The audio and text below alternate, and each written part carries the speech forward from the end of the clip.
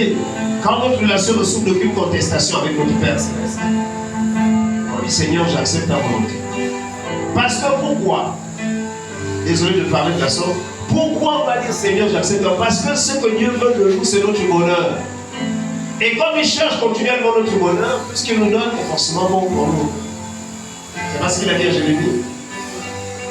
Les projets que j'ai pour vous sont des projets de paix, non de malheur, afin de vous donner un avenir plein d'espérance. Encore que quand il parle à Jérémie comme ça, il parle à Jérémie dans l'ancienne alliance. Dans l'alliance où il y avait des serviteurs et il y avait des serviteurs. Or, dans la nouvelle alliance, il n'y a pas de serviteurs. C'est le point de départ. Dans la nouvelle alliance, il n'y a pas de serviteurs. Il n'y a que des enfants et un père. Et nous sommes où? Dans la maison. Et nous sommes en famille. C'est pourquoi il dit notre Père. Nous sommes en famille. Notre Père. Ce n'est pas le Père d'une seule personne. Vous dire tu es le Fils unique. Non. C'est le Père d'une multitude.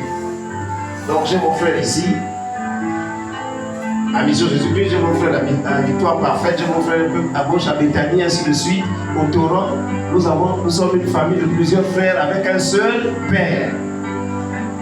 Alléluia. Pardonne nos péchés. Pardonne nos offenses. Oui, il faut que dans cette relation-là, nous demandons toujours pardon.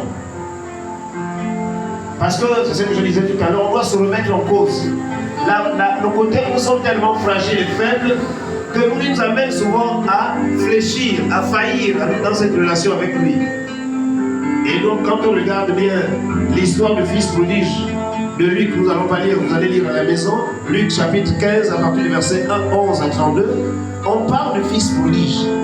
Luc chapitre 15, verset 11 à 32. C'est le retour du fils prodigue. On ne dit pas le retour du serviteur prodige. Non, on dit le retour du fils prodigue. Pourquoi le fils prodigue? Parce que c'est un fils qui était dans la maison. Il a estimé qu'étant dans la maison, il est fatigué de la routine, cette vie routinière. Il faut qu'il aille un peu voir dehors. Si c'est bon. Mais quand il est allé goûter le dehors est dangereux, il est glissant. Et il a tout dilapidé, il a tout perdu. Mais regardez l'attitude. Il a dit non, je reviendrai parce que mon père, dans la maison de mon père, regardez ici, je suis en train de manger n'importe quoi.